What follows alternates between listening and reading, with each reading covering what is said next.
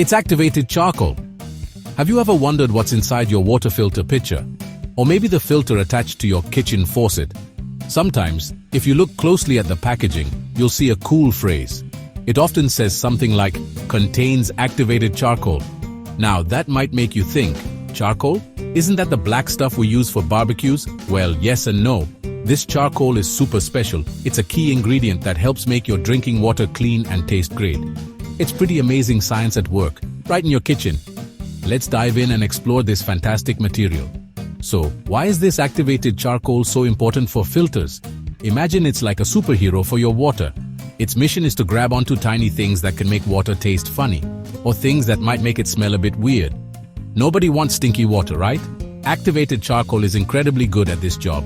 It's like a tiny trap, catching all sorts of impurities. This is why so many water filters, from simple ones to fancy ones, rely on it. It's a trusted way to improve the water we drink every single day. Pretty neat, huh? This special charcoal isn't just regular charcoal though. It goes through a special process. This process gives it amazing abilities. Think of it like this. Regular charcoal is like a plain rock, but activated charcoal is like a rock that's full of tiny tunnels and holes. Millions of them. These little spaces are what make it so powerful. They create a huge area for those unwanted bits in your water to get stuck. We're talking about a surface area that's mind-bogglingly big, all packed into a small amount of charcoal. Science is cool. So the next time you pour a glass of water from a filter, think about it. There's a good chance activated charcoal is working hard inside. It's invisibly cleaning your water, making it better for you. It's a silent guardian, a tiny purifier. And it all starts with something as simple as charcoal, transformed by science. We're going to learn all about how it's made, and we'll see how it performs its cleaning magic. Get ready because the world of activated charcoal is pretty fascinating. It's science you can use. What exactly is this activated charcoal stuff? Well, it starts with materials that are rich in carbon. Think about things like wood, coconut shells, or even coal. The first step is to heat these materials in a place with very little oxygen. This process is called pyrolysis. It burns off everything that isn't carbon, leaving behind a black crumbly substance. This is charcoal, but it's not activated yet. It needs another step to get its superpowers. The real magic happens during the activation process. This is what turns ordinary charcoal into a super porous powerhouse. Porous means it's full of tiny holes or pores.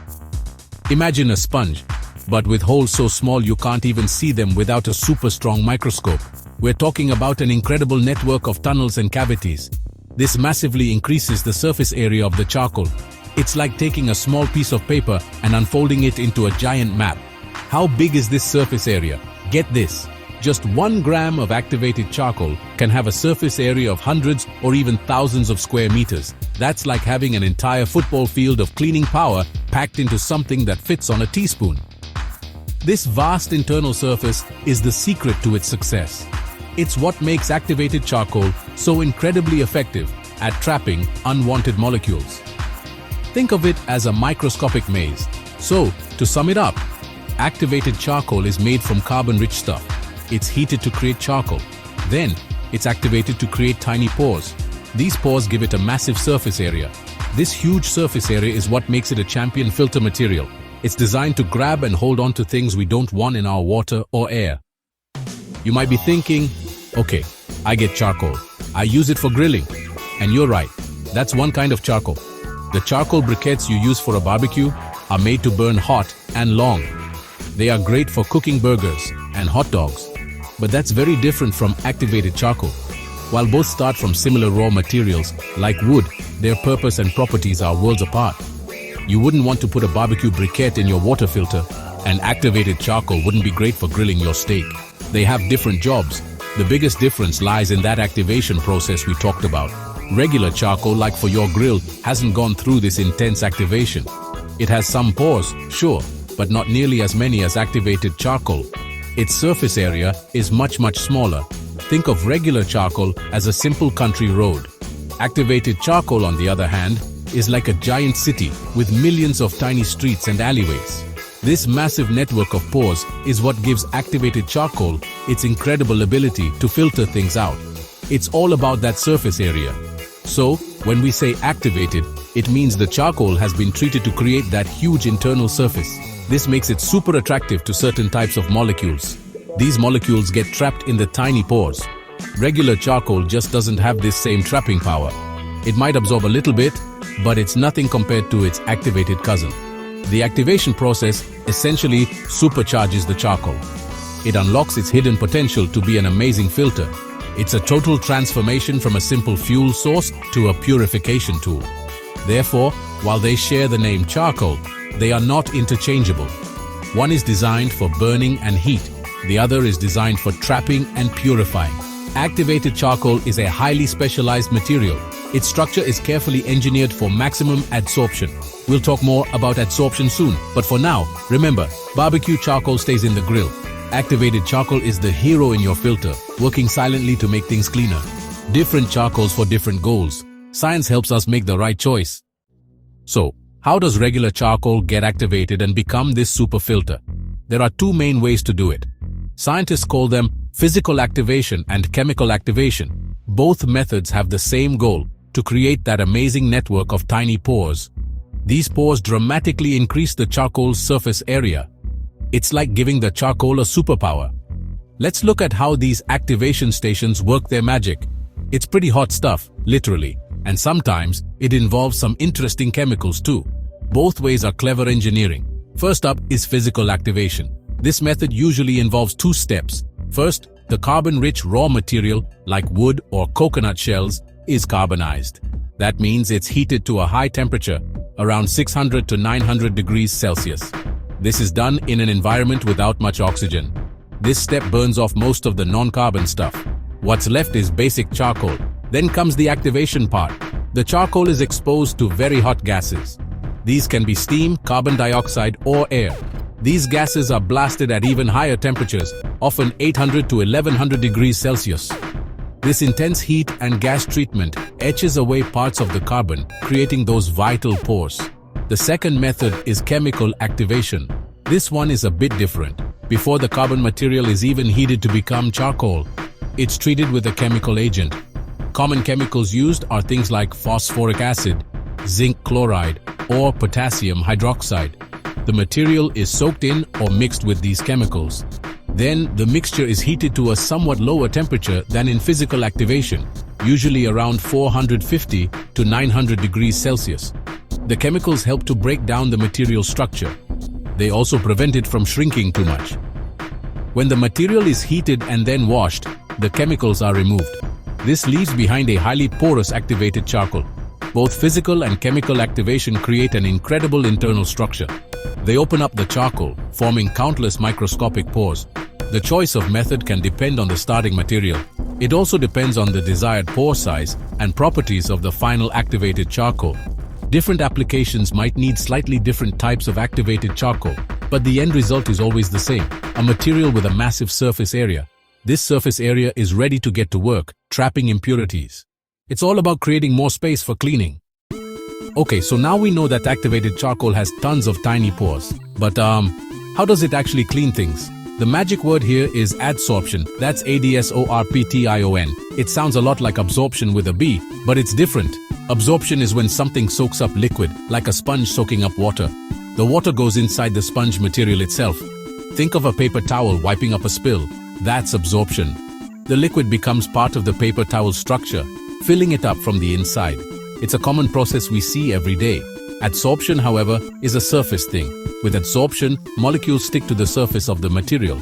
They don't go into it. Imagine you have a magnet and some tiny iron filings. The filings stick to the outside of the magnet, right? They don't get soaked up inside the magnet. That's kind of like adsorption. The activated charcoal, with its huge surface area, acts like a giant magnet for certain types of molecules. These molecules, which might be causing bad tastes or smells in your water, get stuck on the surfaces of all those tiny pores. Think of it like this. Absorption is like a sponge filling up with water. The water is inside the sponge.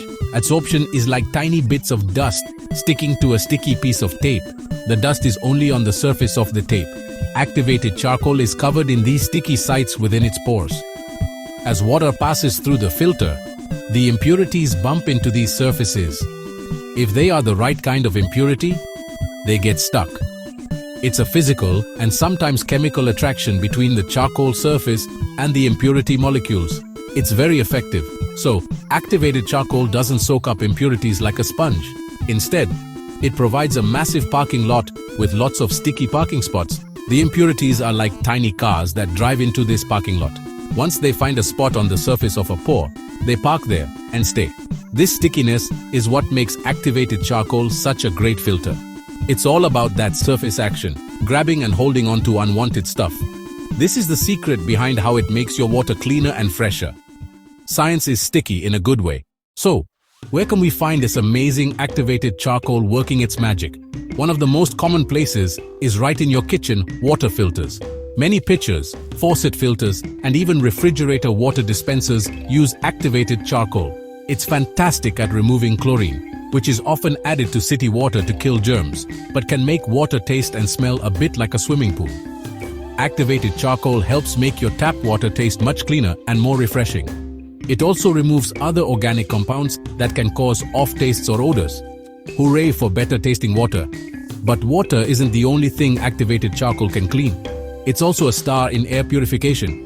Air purifiers often contain activated charcoal filters. These filters can trap smelly molecules from cooking, pets, or smoke. They can also capture volatile organic compounds, VOCs. These are chemicals that can be released from paints, cleaning supplies, or new furniture.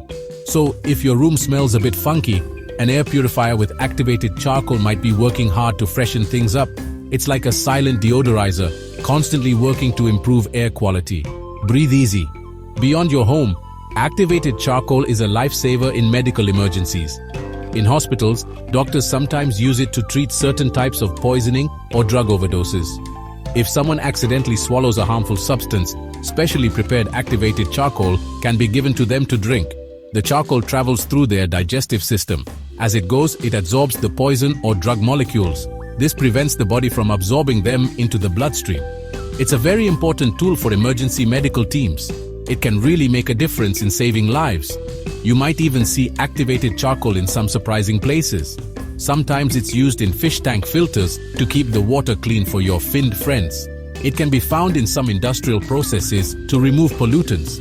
Occasionally, you might see it in things like shoe insoles to fight odor, or even in some types of toothpaste, though its benefits there are still being studied. From your drinking water to the air you breathe, and even in critical medical situations, activated charcoal is a true versatile hero. It's a simple material doing extraordinary work. When it comes to your water filter, activated charcoal is generally very safe to use. It's a natural material, and the process of using it to filter water doesn't add harmful chemicals. Its main job is to remove things that affect taste and smell. It's particularly good at absorbing chlorine, which, as we mentioned, is a common disinfectant in tap water. It also targets many organic compounds. These can include pesticides, herbicides, and industrial solvents if they happen to be in the water. So, it definitely helps make water more pleasant to drink. However, it's super important to know that activated charcoal doesn't remove everything. It's not a magic bullet that purifies all water from all contaminants. For example, activated charcoal filters are generally not effective at removing dissolved minerals. Things like calcium and magnesium, which make water hard, will pass right through. It also doesn't remove salts, so it won't desalinate seawater. Fluoride, which is sometimes added to water for dental health, is also typically not removed by standard activated charcoal filters. It's selective in what it traps. Furthermore, most basic activated charcoal filters don't remove microscopic living things. This includes bacteria, viruses, or other tiny parasites. If your water source might be contaminated with these microbes, you'd need a different type of filter or purification method, like boiling or using a UV purifier. Some special filters might combine activated charcoal with other technologies to tackle microbes, but standard charcoal on its own isn't designed for that. It's also not great at removing most heavy metals like lead or arsenic, unless it's a specially designed charcoal filter. So while activated charcoal is a fantastic tool for improving everyday tap water, it has its limits. It makes water taste and smell better by removing certain chemicals and organic compounds. But it doesn't make unsafe water completely safe to drink if there are other types of contaminants present. Always know what your water quality issues are, then you can choose the right filter for your specific needs. Understanding what your filter can and can't do is key to staying healthy and safe. Knowledge is power. Activated charcoal filters are amazing, but they don't last forever. Think about that sticky surface area we talked about. All those tiny pores are catching and holding onto impurities from your water. Over time, these pores get filled up. It's like that giant parking lot we imagined. Eventually, all the parking spots get taken. When the activated charcoal is full, it can't absorb any more contaminants. It's reached its capacity. It has worked hard, but now it needs a rest and replacement. This is super important to remember. What happens if you don't change your filter? Well, a full filter won't clean your water effectively anymore. The water will just pass through without much improvement. In some cases, a very old and clogged filter might even start to release some of the trapped impurities back into the water.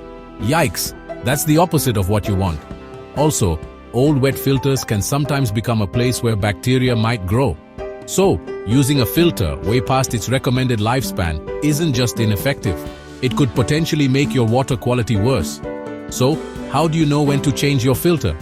Most water filters come with instructions from the manufacturer. These will tell you how often to replace the filter cartridge. It might be based on a certain amount of time, like every 2 months. Or it might be based on how much water has passed through it, like every 40 gallons. Some fancy filters even have an indicator light that tells you when it's time for a change. It's really important to follow these guidelines. Mark it on your calendar. Set a reminder. Keeping your filter fresh ensures it continues to do its job. It means you keep getting that cleaner, better tasting water you expect. Replacing the filter is usually a pretty simple process. Just pop out the old one and put in a new one. It's a small step that makes a big difference in the quality of your drinking water. So, take a moment and think, do you have any filters at home that use activated charcoal? When was the last time it was changed? Perhaps it's time to check. Keep that science working for you. Consider it.